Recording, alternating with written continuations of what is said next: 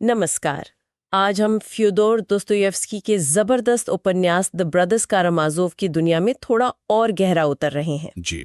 और खास तौर पर इसकी तीसरी किताब इंद्रिय सुखवादी। हाँ, द सेंसुअलिस्ट्स। हाँ, आज हमारा फोकस रहेगा दिमित्री फ्योदोरोविच कारामाजोव पर, उसके मतलब तूफानी जहन पर। हमारे पास किताब के कुछ अंश हैं और हम कोशिश करेंगे कि दिमित्री की जो भावनात्मक उथल-पुथल है, उसके उलझे हुए प्रेम संबंध है और वो जो उसके अंदर के विनाशकारी आवेग हैं, जी। उनकी गहराई से पड़ताल करें।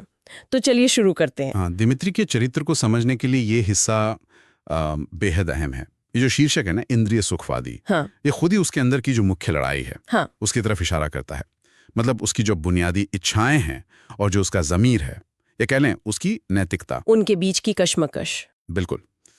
ये किताब उसकी वो उलझी हुई लव स्टोरी, उसकी वो भयंकर जलन और अपने जुनून से भरी फितरत से जूझने की कहानी है। बिल्कुल। और कहानी की शुरुआत ही होती है दिमित्री और उसके पिता फ्योदोर पाव्लोविच के बीच, वो विरासत को लेकर जो उनका झगड़ा चल रहा है। हाँ, वो पैसों वाला मामला। दिमित्री को पैसों की सख्त जरूरत है, ना सिर्फ गुजारे के लिए, बल्कि वो जो उसका जुनून है ना, प्रेम वाला, हाँ, उसकी आग को हवा देने के लिए भी। और यही कहानी मतलब एक दिलचस्प मोड़ लेती है। वो मशहूर प्रेम त्रिकोण। हाँ, वो तो है ही। एक तरफ तो दिमित्री की मंगेतर है कैटरीना इवानोवना, जो काफी इज्जतदार समझदार महिला है। जी, ऊंचे आदर्शों वाली।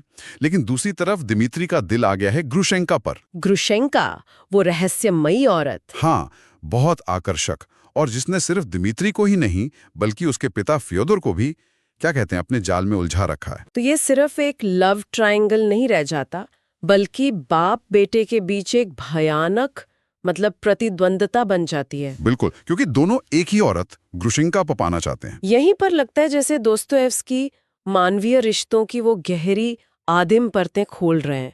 कुछ लोग तो इसमें वो फ्रॉइडियन एंगल भी देखते हैं, है ना? हाँ, वो एडिपस कॉम्प्लेक्स वाली बात, पिता के प्रति बेटे की अवचेतन शत्रुता। दिमित्री सचमुच अपनी भावनाओं के बोझ तले दबा हुआ है।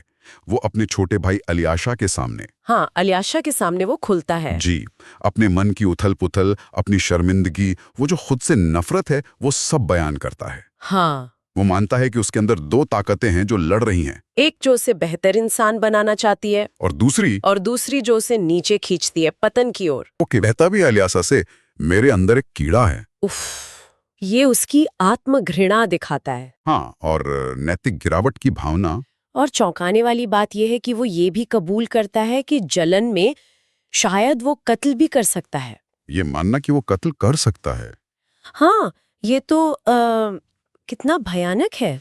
हाँ बिल्कुल। लेकिन फिर उसी के साथ उसमें वो पछतावा वाली बात भी है, मुक्ति की तड़प। हाँ, पछतावा और मुक्ति की गहरी तड़प भी दिखती है। क्या यही उसके चरित्र की जटिलता है कि वो सिर्फ बुरा या कमजोर नहीं है, बल्कि अपने ही विरोधाभासों से बुरी तरह जूझ रहा है? बिल्कुल सही कहा।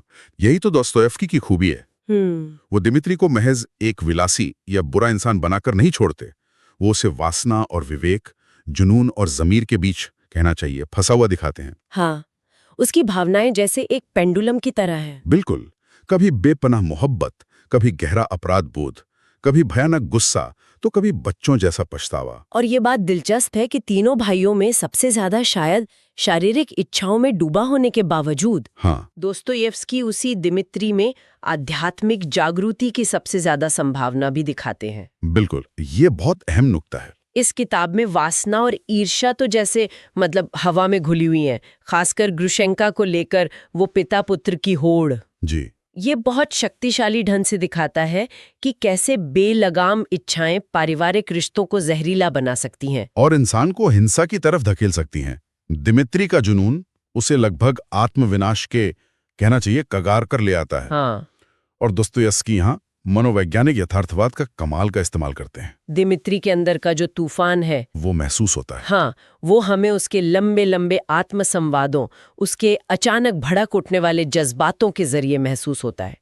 उसकी हिंसक भावनाएं और वो धमकियां, वो आगे आने वाली त्रासदी यानी फ्योदर पाव्लोविच की हत्या की तरफ साफ इशारा करती हैं। और वो दो औरतें, कैटरीना और ग्रुशेंका, हाँ, वो सिर्फ प्रेम की पात्र नहीं हैं, वे दिमित्री के सामने दो अलग अलग नैतिक रास्तों का प्रतीक भी बन जाती हैं।